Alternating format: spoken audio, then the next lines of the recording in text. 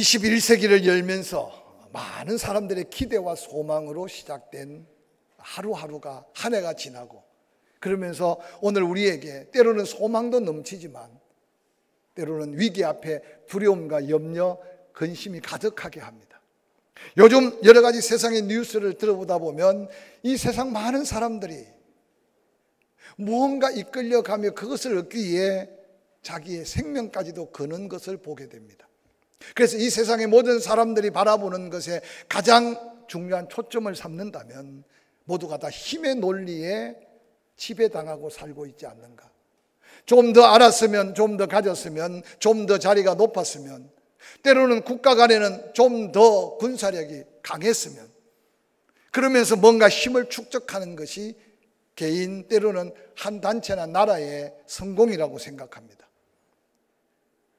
그런데 러시아가 우크라이나를 공격함으로 인해 이 지구촌에 진정한 힘의 논리가 무언가를 또한 퀘션을 갖게 합니다.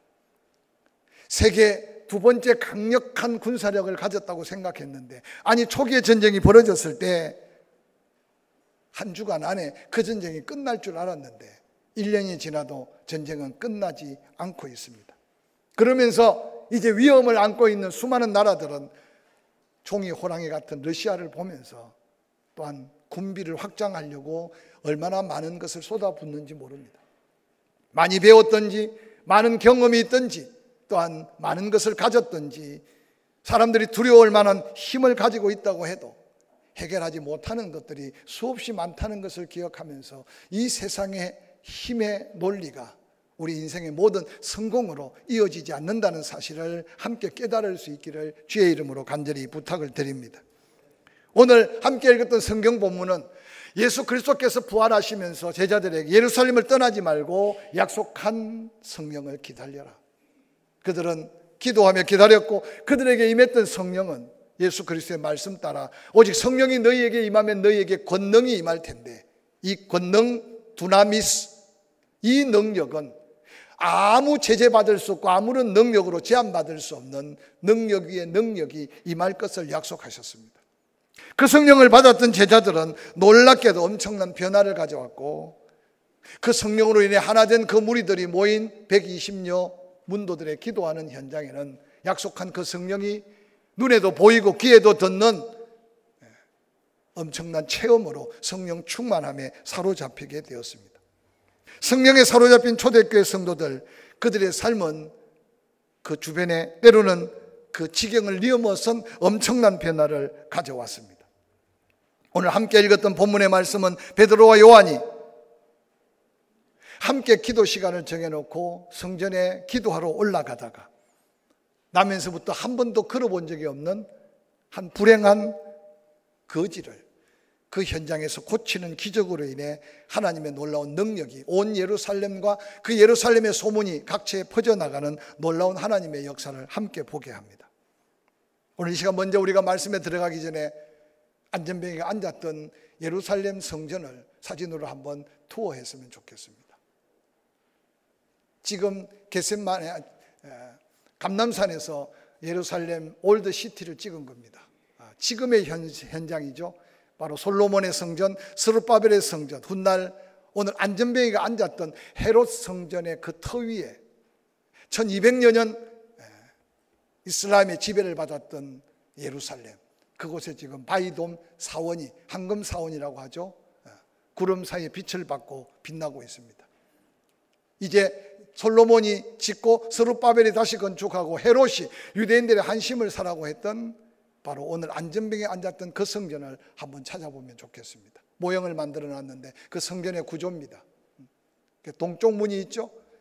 동쪽 문이 바로 골든 게이트와 이어지고, 우리가 감람산에서 바라봤던 그 방향 속에 있는 예루살렘 성문을 열고 들어오면 바로 이어지는 동쪽 문이 오늘 성전을 들어가는 바로 오늘 성전 미문입니다. 다음 사진 보여드릴까요? 이제 저기 보이는 비스듬한 길 앞에 가운데 있는 곳이 오늘날 골든 게이트, 황금문입니다. 그 문을 들었으면 뒤편에 기둥이 쭉 서 있는 게 사방으로 그렇게 둘러진치고 있는데, 성전 바로 미문 앞에 성벽을 둘러서 비가 맞지 않도록 솔로몬 행각이 쭉 펼쳐져 있습니다. 그래서 행각이라 하면 기둥만 있고 처마만 있는, 우리나라 궁궐에도 그런 행각들이 있죠. 그래서 그곳에 항상 사람들이, 성전에 들어가고 나오는 사람들이 움집해 있는 곳입니다. 한 장 더 넘어가 볼까요? 그래서 그 아름다운 성전 미문이 바로 지금 앞에 보이는 조그마한 문이 오늘 안전병이가 앉았던 그 성전 미문입니다. 한 장 더 넘겨볼까요? 마지막 오늘 그곳에 오늘 안전병이가 앉아있는 모습을 성경에 고스란히 기록하고 있습니다. 특별히 오늘 본문을 통해 우리에게 놀라운 도전은, 하나님의 성령의 이끌림을 받고 믿음으로 살았던 사람들은 이전의 모습과 달라졌던 게 뭐냐 하면, 이전에는 환경 따라 그들이 동요되고 환경의 지배를 받고 살았습니다. 그런데 하나님의 은혜로 덧입고 구원받고 성령을 경험한 사람들은 환경을 초월할 수 있는 하나님의 은혜를 삶에서 경험하기 시작합니다. 이전에는 포기할 수밖에 없고, 이전에는 두려워 떨고 원망할 수밖에 없었는데, 이제 성령 받은 믿음의 사람들은 그 어떤 환경이 다가오든지 간에 그 환경을 적응하고 그 환경을 바꿔놓을 수 있는 믿음의 삶을 사는 것을 발견하게 됩니다. 뿐만 아니라 하나님의 은혜로 살았던 믿음의 사람들, 성령의 은혜 입은 그들은 이전에는 없으면, 이전에는 안 되면, 이전에는 불가능하면 좌절하고 절망하고 포기해 버리는데, 이전에 겟세마네 동산에서 기도했던 예수 그리스도, 빈들을 가득 채웠던 약 15,000명의 무리들을 보리떡 5개 물고기 2마리를 먹였던 예수 그리스도, 바다를 잔잔케 하고 그 위를 걸었던 예수 그리스도, 지난날 예수 그리스도께서 행하시고 지난날 예수 그리스도께서 보였던 그 모든 것들이 이제 은혜 있고 성령 충만한 제자들에게는 하나의 믿음의 샘플, 믿음의 모델이 되었습니다. 없지만 그들은, 가진 것이 적지만 때로는 할 수 없는 같은 능력의 한계에 부딪히지만 그들은 하나님을 의지했고 믿음으로 그 불가능을 극복해가는 삶의 모습들을 그려주고 있습니다. 특별히 오늘 본문에는 그들에게 주어진 예수 그리스도의 그 이름의 권세가 뭔가를 이전에 말씀을 들어도 그들은 깨닫지 못했습니다. 요한복음 16장 24절에 지금까지는 너희가 내 이름으로 아무것도 구하지 아니하였으나 구하라, 그리하면 받으리니 너희 기쁨이 충만하리라고 약속하셨습니다.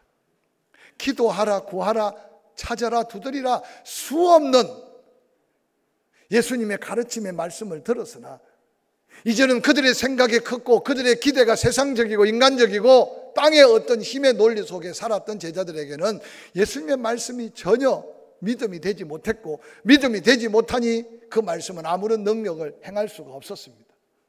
그런데 부활하신 예수를 만나고 약속한 성령을 받고 나니 그들이 이전에 들었던 그 말씀들이 하나하나 믿음이 되기 시작했습니다. 특별히 사도행전 4장 12절에 그들은 한결같이 이렇게 외칩니다. 다른 이로서는 구원을 얻을 수 없다. 천하 인간을 구원할 수 있는 이름은 바로 예수 그 이름밖에 없다고 선포하고 있는 것은 놀라운 변화라고 생각할 수 있습니다. 사랑하는 성도 여러분, 특별히 기도에 대한 놀라운 도전은 이전에 그들이 부활한 예수 만나고 성령 받기 전에는 기도하지 못했던 걸 기억하지 않습니까?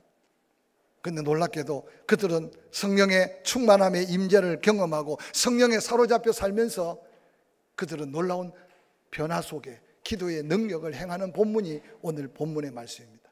저는 부활주의를 지나면서 사도행전 1장 8절 오직 성령이 너에게 임하면 권능을 받게 될 것이다. 그래서 우리가 구원받은 증거로 성령의 내조하심, 침례 충만케 하심, 인치심으로 내 안에 계신 성령의 놀라운 능력을 다시 회복하며 살자.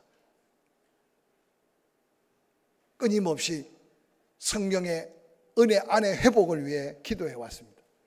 지난 주간에는 구원의 놀라운 은혜를 다시 회복하되 구원의 감격, 구원의 그 놀라운 기쁨, 구원의 그 놀라운 은혜 다음 더한 은혜들을 기억하며 이전에 잃어버린 기쁨과 감격이 있다면 다시 첫사랑을 회복하듯이 구원의 능력을 회복하자라고 외쳤습니다. 오늘 저는 사도행전 3장 1절 변화된 제자들의 모습 속에 그들이 외쳤던 예수 그리스도의 이름, 그들이 부르짖었던 기도의 능력을 다시 회복하면서 하나님 우리에게 주신 가장 큰 능력, 가장 큰 축복, 기도하면 응답하심의 이 능력이 다시 한번 회복되어 이 한 주간 남은 생에 더 기도하는 응답의 증거가 우리의 삶에 또한 하나님의 영광으로 이어지기를 주의 이름으로 간절히 축원합니다. 오늘 본문의 기적을 이룬 놀라운 현장을 다시 한번 살펴가면서 이 말씀이 우리에게 주는 거룩한 명령, 거룩한 도전, 거룩한 약속이 무엇일까요? 오늘 본문 사도행전 3장 1절은 이렇게 기록하고 있습니다. 제9시 기도 시간에 베드로와 요한이 성전에 올라가고 있다. 우리는 그냥 쉽게 읽으면 베드로와 요한이 함께 기도 시간을 정해놓고 성전에 올라가고 있구나, 그렇게 생각할 수 있을 겁니다. 단순한 사건이라면 아마 그렇게 기록할 필요가 없지 않았을까 생각해 보시기 바랍니다. 오늘 여기 소개된 베드로와 요한은 예수님의 12제자 중에 하나였고, 예수님이 특별한 계시나 특별한 말씀이 있을 때 베드로와 요한 거기에 야고보를 데리고 예수님은 항상 움직이셨습니다. 예수님은 그들에게 대한 기대가 특별히 있었고, 그들 3명에 대해서는 다른 제자가 보지 못하는 걸 보게 하셨고, 다른 제자들이 경험할 수 없는 기적들을 경험하게 하셨습니다. 그래서 늘 베드로와 요한은 예수님 곁에 가까이 함께 있었으니까 같은 마음 같은 뜻을 가졌으리라 생각하면 오늘 본문의 의미가 좀 퇴색될 수 있습니다. 성령 받고 은혜 충만하기 전에, 성령에 사로잡혀 살기 전에 베드로와 요한은 생각이 달랐습니다. 마음도 달랐습니다. 함께 같이 예수님을 따랐으나 그들의 마음과 생각은 전혀 다른 목적, 다른 생각을 가졌습니다.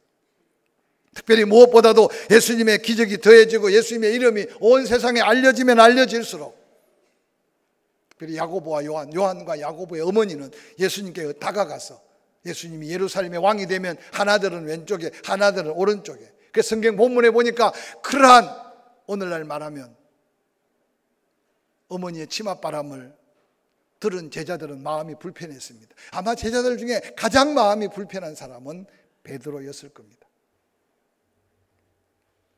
특별히 부활하신 예수 그리스도를 만난 갈릴리 바닷가를 기억하십니까? 베드로는 3번이나 예수를 부인하고 갈릴리에 있는 친구들을 다 선동해서 버렸던 배 다시, 버렸던 그물 다시 손잡고 예수를 따라서 예루살렘에서 뭔가 큰 힘을 얻고 큰 권세를 얻을 줄 알았는데 힘없이 죽어가는 예수님을 바라보면서 그들은 다 갈릴리로 다시 돌아왔습니다.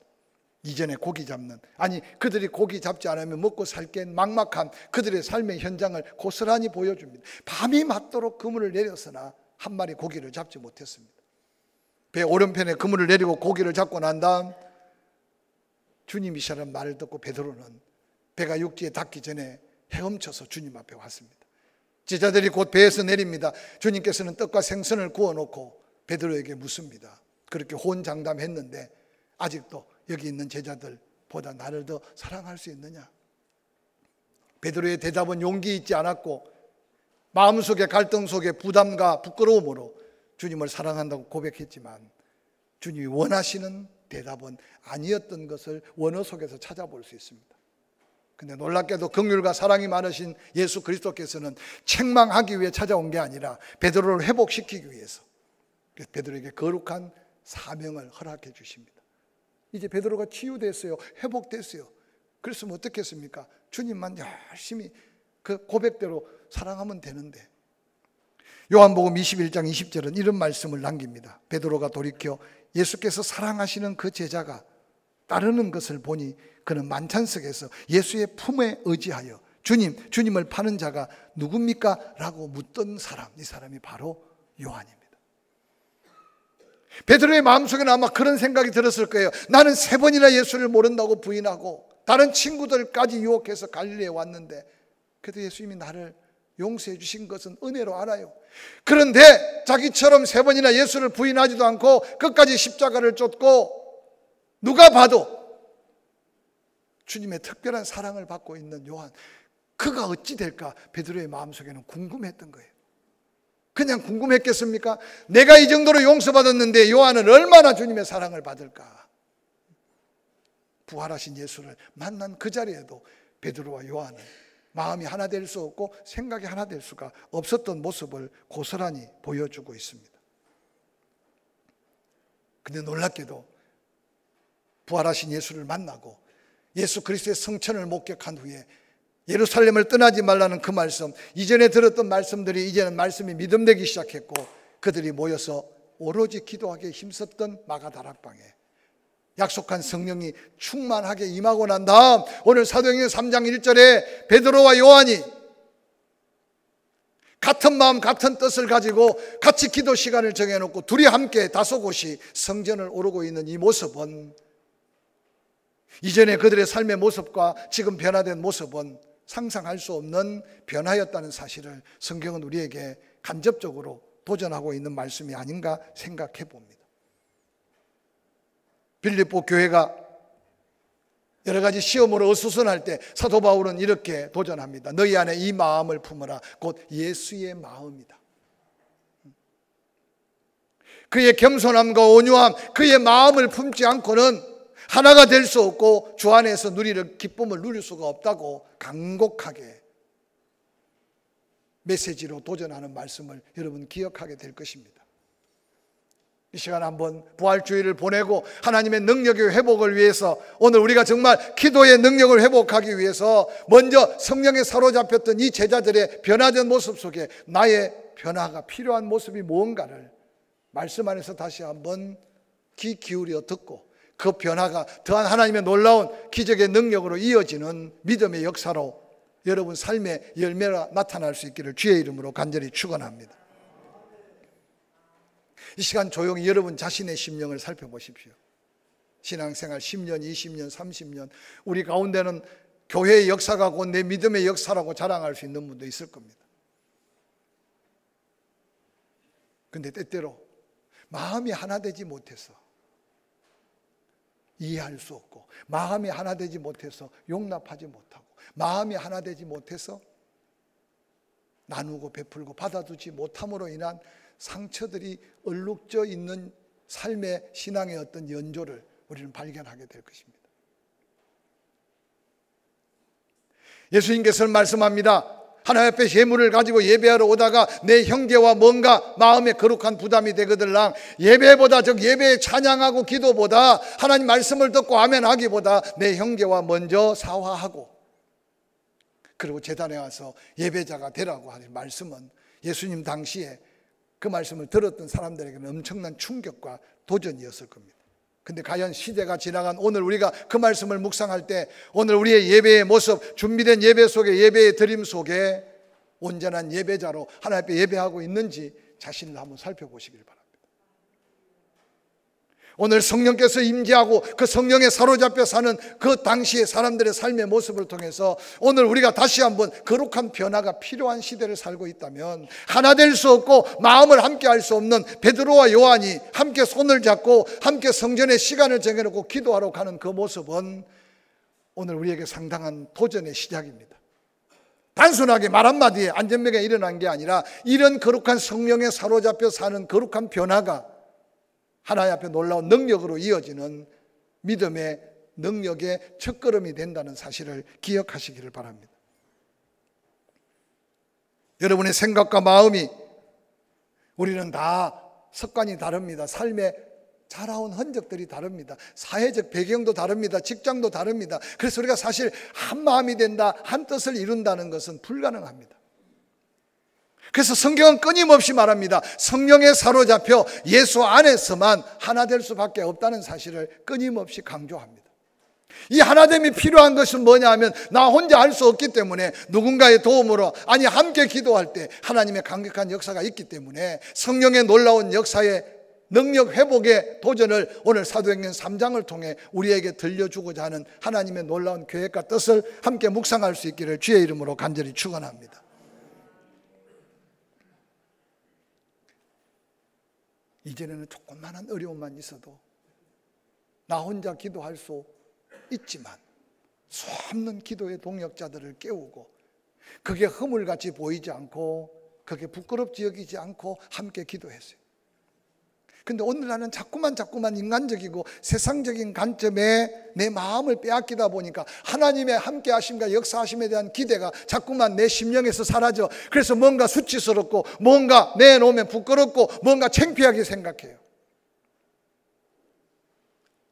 오늘 성령 충만함을 받은 12 제자들의 변화 속에 특별히 가장 멀고 먼 삶을 살았던 베드로와 요한이 함께 기도 시간을 정하고 함께 예배자로 성전에 올랐던 이 모습이 우리가 더 도전해야 될 우리의 영적인 모습이고 우리의 심령의 내적 모습인 것을 기억하시기를 주의 이름으로 간절히 축원합니다. 할렐루야.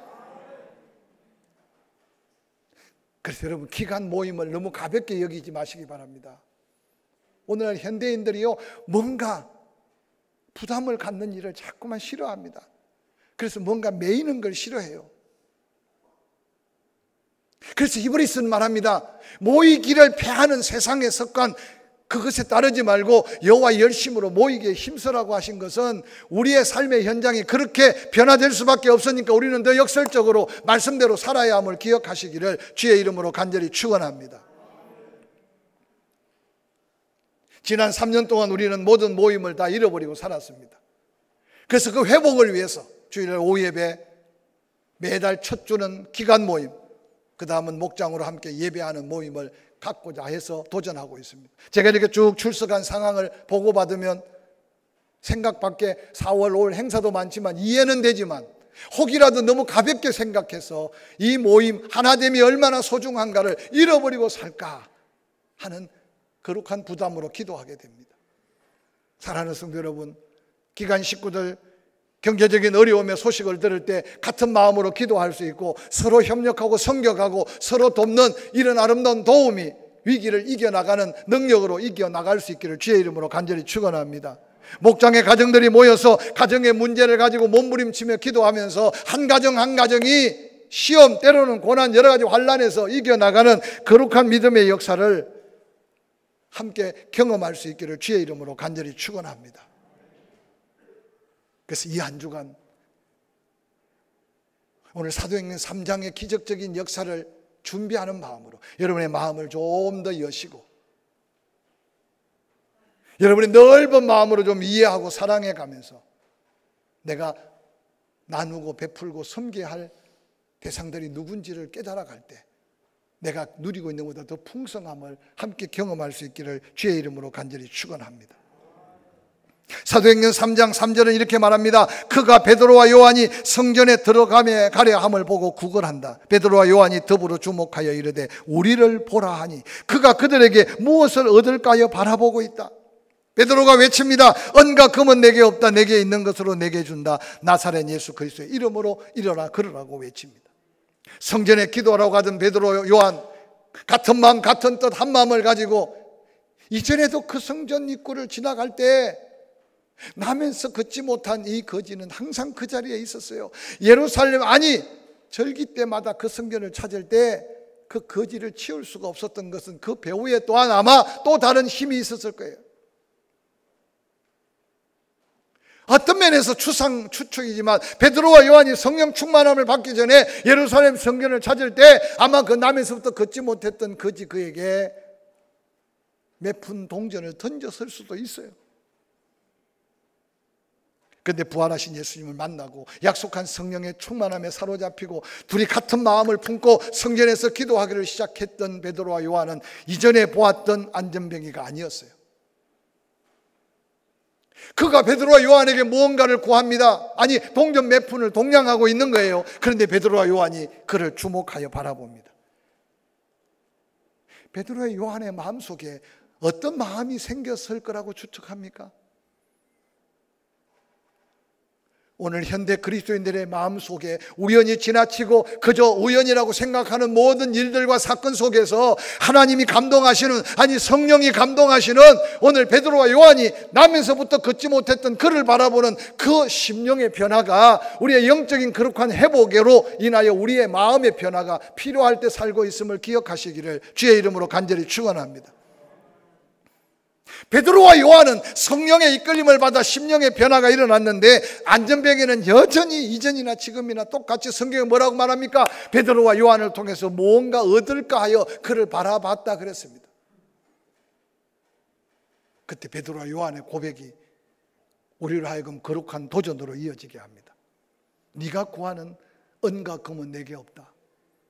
제가 늘 이 본문을 묵상할 때마다 베드로가 정말 이 거지에게 던질 동전 몇 푼이 없어서 예수 이름을 팔아먹었다고 생각하는 사람은 하나도 없을 거예요. 이전에는 동전 몇 푼을 던져줄 수 있는 여유는 있었으되 예수 이름으로 명령할 수 있는 믿음이 베드로와 요한에게는 없었어요. 근데 약속한 성령의 충만함을 받고 성령의 이끌림을 받는 순간 그가 구하는 동전 몇 푼이 없어서가 아니라 베드로와 요한의 자기 삶의 변화를 일으켰던 그 성령의 능력은 바로 이 안전병에도 필요한 것을 베드로와 요한이 깨달았던 거죠. 네가 구하는 은이 없어서 금이 없어서가 아니라 나와 옆에 있는 요한, 그를 변화시킨 성령, 그 성령이 내게 임하면 우리는 안전병이보다 더 지저분하고 더 죄악스러운 영적 안전병이도 이렇게 세워줬는데 너의 그 안전병이를 일으킬 수 있다. 그러고는 안전병이를 향하여 예수의 이름으로 기도하는, 아니 선포하는 베드로와 요한의 이 선포는 엄청난 변화가 아닐 수가 없었습니다. 성령 충만함에 사로잡히면 하나님의 뜻을 헤아릴 수 있고 모든 불가능 앞에 주저하지 않고 하나님께 간구하고 구하여 응답받는 것이 바로 성령에 사로잡혀 사는 믿음의 특권을 누릴 성도들에게 주어질 축복임을 기억하시기를 주의 이름으로 간절히 축원합니다. 1943년 2월 2차 세계대전 때 연합군 군함 3,000척, 군인 8만 명을 지중해 말타 항구를 떠나 시실로 섬으로 이제는 상륙작전을 펼치기 전의 이야기입니다. 모든 장비, 모든 군인들이 일시에 부두를 떠납니다. 그들의 모습을 지켜보던 당시 아이젠하워 장군이, 아무도 바라보는 사람 없는데 군함과 군인들 떠나가는 그 뒷모습을 바라보고 거수경례를 올렸다고 합니다. 옆에 있는 부관들도 무슨 뜻인지 모르고 자기 대장이 거수경례를 하니 모두가 함께 거수경례를 했습니다. 그때 이어서 아이젠하워 장군은 이런 기도를 했다고 합니다. 하나님, 사람이 할 수 있는 모든 기술, 모든 노력, 모든 능력을 다 동원해서 최선을 다했습니다. 이제 지금은 전능하신 하나님의 손에 모든 것을 맡깁니다. 그러고는 거수경례를 내렸다고 합니다. 사랑하는 성도 여러분, 이 땅을 살아가면서 우리 앞에도 우리의 믿음의 한계, 우리의 인내의 한계, 우리가 뭔가 가지고 있는 힘의 한계를 넘어선 위기 앞에 부딪힐 때 오늘 안전병이를 향하여 주목하며 당당하게 외쳤던, 너는 계속 은을 구하고 금을 구하지만 내가 성령 충만하고 내가 하나님의 은혜를 경험해 보니 네 문제가 은으로 금으로 해결될 수 있는 게 아니라 바로 나사렛 예수 그리스도, 그 예수가 너에게 함께하면 내 인생 문제가 해결될 수 있다고 외치는 이 놀라운 기도의 선포는 오늘 사는 우리에게 새로운 믿음의 도전이 아닌가 생각해 봅니다. 어떤 설교자는 이런 글을 남겼습니다. 기적을 바라는 사람에게는 기적이 일어나지 않는다. 오늘날 잘못된 기도는 기적을 바라고 기도하는 기도입니다. 기적만을 요구하는 기도라고 할 수 있습니다. 병 낫기만을 구하고 사업 잘 되기만 구하고 자식이 무조건 형통하기만을 구하는 기도, 구한다고 다 능력이 나타나지 아니함을 경험했을 겁니다. 성령에 이끌려 기도한 능력의 기도는 기적이 수반된다는 사실을 본문은 우리에게 다시 일깨워 줍니다. 하나님께서 기적을 허락하시기 전에 성령의 감동으로 기도를 준비시킵니다. 성령의 감동대로 구하고 성령의 감동대로 선포할 때 감동하신 성령께서 기적을 일으킨다는 사실을 베드로와 요한을 통해 다시 한번 확신할 수 있기를 주의 이름으로 간절히 축원합니다. 사도행전 3장 6절, 베드로가 이르되 은과 금은 내게 없다, 내게 있는 것으로 내게 준다, 나사렛 예수의 이름으로 일어나 걸으라고 외칩니다. 성령에 사로잡힌, 아니 감동 속에 기도해 왔던 베드로와 요한, 그 안전병이를 향해 외치는 이 외침은 우리가 도전해야 될 믿음이라는 사실을 성경은 말씀해 줍니다. 이 세상 그 누가 나면서부터 한 번도 걸어보지 못한 안전병이를 향해 일어나라고 명령할 수 있겠습니까? 세상에 그 어떤 힘이 그를 이렇게 세울 수 있겠습니까? 불가능하니 아무도 선포할 수 없는 놀라운 위기가 오늘 우리의 인생 속에도 끊임없이 문을 두드리듯 녹하고 찾아오고 있습니다. 나면서부터 안전뱅이요, 자신도 그럴 수 없다는 사실을 알고 있는 이 안전뱅이, 아니요, 도리어 그의 삶의 핸디캡이 그에게는 삶의 수단이 되었습니다. 그는 아무 소망도 희망도 절망 속에 살았습니다. 안전뱅이가 가지고 있는 유일한 관심은 동전 몇 푼이었을 수 있습니다. 그러나 베드로와 요한은 그를 향하여 은과 금은 내게 없다, 내게 있는 것 예수 그리스도의 이름의 능력으로 선포하고 있는 이 말씀은 오늘 우리가 다시 한번 도전하며 믿음으로 우리 자신을 향해서, 우리의 이웃들을 향해서, 이 세상을 향하여 외쳐야 될 하나님의 거룩한 말씀인 것을 기억하시기를 주의 이름으로 간절히 축원합니다. 사도 요한의 제자는 초대교회를 향해서 그렇게 말했답니다. 초대교회 은과 금은 없어도 성령 충만한 가운데 예수 그리스도의 능력으로 영혼들을 살렸다. 그런데 오늘날 교회는 빌딩을 자랑하고 세상 사람들이 바라볼 때 우러러 볼 것 많은데 예수 그리스도의 이름의 능력을 잃어버리고 살고 있다. 여러분의 삶은 어떻습니까? 이 놀라운 하나님의 능력의 역사가 회복되는, 기도의 능력이 회복된 현장, 사도행전 3장 7절 이하는 이렇게 말합니다. 오른손을 잡아 일으킵니다. 발과 발목이 곧 힘을 얻습니다. 뛰기도 합니다. 서서 걷습니다. 그들과 함께 성전으로 들어가면서 걷기도 하고 뛰기도 하며 하나님을 찬송하니 모든 백성이 그 걷는 것과 하나님을 찬송함을 보고, 그가 본래 성전 미문에 앉아 구걸하던 사람인 줄 알고 그에게 일어난 일로 인하여 심히 놀랍게 여기며 놀라니라 라고 말합니다. 한 사람 베드로의 변화, 한 사람 요한의 변화는 아무도 변화를 기대할 수 없었던, 나면서부터 앉아서 걷지 못했던 그가 일어남으로 인해 엄청난 변화를 가져왔습니다. 그는 수없는 세월 동안 성전 미문에서 하나님의 은혜는 기대하지 못했지만 사람들의 긍휼한 관심에 동전 몇 푼으로 인생을 살아왔습니다. 성전 안에 예배하는 자들의 수없는 찬송 소리, 수없는 기도 소리를 그는 듣고만 있었지 그 입으로 찬양할 수 없었고 그 입으로 기도할 수 없었습니다. 놀랍게도 성령에 사로잡혀 기도의 능력을 회복한 베드로와 요한, 그가 외쳤던 예수 그리스도의 이름의 권세로 그가 일어나 서서 걷고 뛰자마자 베드로와 요한과 함께 성전에 들어가서, 좀 과장되게 설명하면 의미 없이 예배드리고 아무런 감동 없이 예배하는 그들 곁에 안전뱅이가 찬양하고 안전뱅이가 소리치는 그 간정의 고백 속에 온 예루살렘 성전이 뒤집어진 변화가 오늘 본문의 놀라운 역사입니다. 모두가 놀랍고 놀랍게 여겼다. 사랑하는 성도 여러분, 말씀을 마무리하려고 합니다. 구원받았다면, 내가 내 입으로 예수 그리스도를 주님이라고 고백하며 내가 한마디라도 기도할 수 있다면 이미 내 안에 하나님은 성령을 선물로 주셨어. 때때로 그 성령을 소멸시키거나 성령을 근심시키지 않으면 내 안에 충만하게 역사하실 성령이 내 안에 계심을 믿으시기를 주의 이름으로 간절히 축원합니다.